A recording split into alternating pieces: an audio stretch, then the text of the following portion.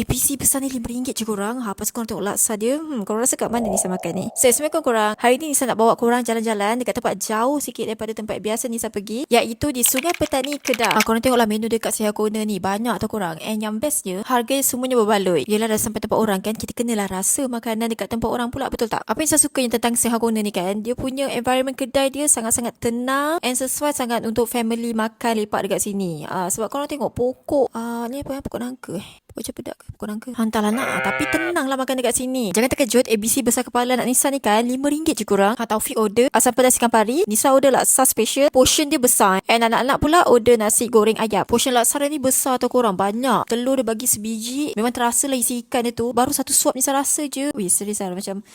sedapnya.